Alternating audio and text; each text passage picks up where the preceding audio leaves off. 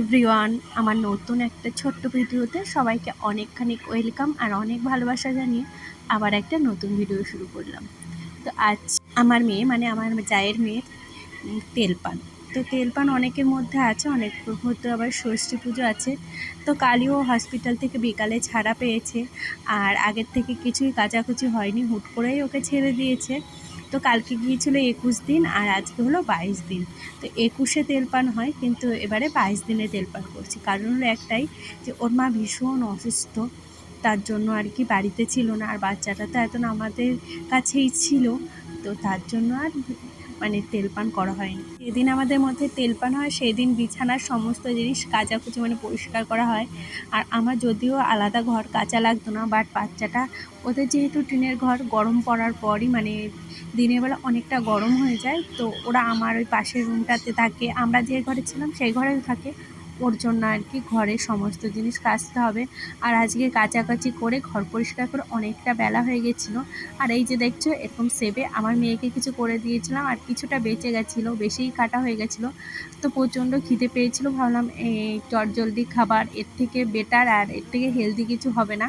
তার জন্য একটু বাটার দিয়ে আর এই যে রুটি ছিল ঘরে, সেগুলোই আর কি একটু ছেঁকে মানে ভাজার মতো করে খাচ্ছি। যাই হোক, এখন বাজে মোটামুটি ওই 9:30 কি। আর আজকে একটু দেরিতেই রান্না করলাম, আর আজকে খালি এঁচোড়ই রান্না করেছিলাম, আর সেরকম কিছু রান্না করিনি, যেহেতু একবারই খাওয়া হবে। আর কি বলতো, একবার খাওয়া হলে না কোনো মতো একটা রান্না করলেই হয়ে যায়। আর এঁচোড়টা আজকে আমি যেভাবে রান্না করেছিলাম না, মানে ততটা ভালো হয়নি, মানে মশলা কম হয়ে গেছিলো। কিন্তু এঁচোড়টা জানো তো ভীষণ টেস্টি ছিল। পিসি আমাকে কেটে আর কি পাঠিয়েছিল, আমার আর কাটাও লাগেনি। আজকে আমাদের পুচকু সোনার তেল পান, তার জন্য ভীষণ খুশি।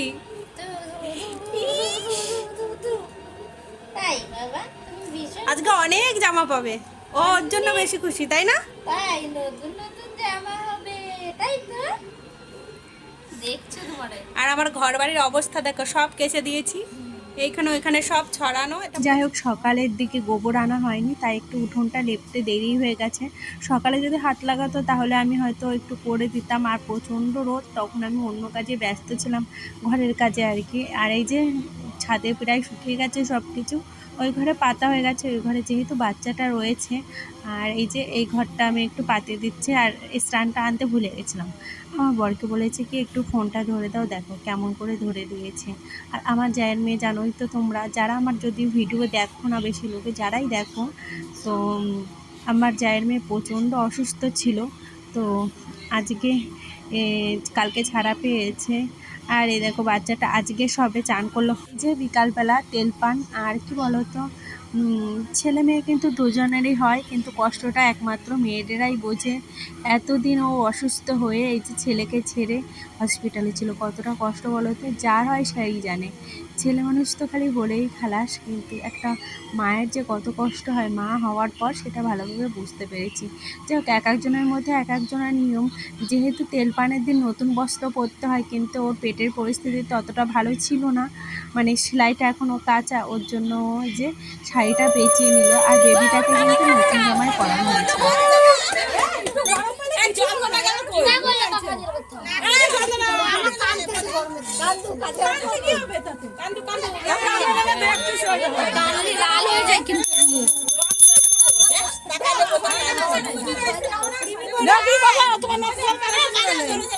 অনেকের মধ্যে অনেক নিয়ম থাকে, আর আমরা এই ঘন্টাটা বাজাই কারণ দেখি বাচ্চাটা আদৌ গানটা ঠিক আছে কিনা, তাহলে আর কি সেটা বুঝতে পারি। যদি এই নিয়মটা আমার জানা ছিল না, পাশে থেকে শুনে আর কিছুটা দেখেছো, মার কোলে এসে কত শান্তি। এই কদিন আমার জায়ের মেয়ে খুব কান্নাকাটি করেছে হসপিটালে, কেননা বাচ্চাটার কাছে ছিল না। তো সদ্য বাচ্চা যদি মায়ের কাছে না থাকে কতটা কষ্ট হয় বলে তো।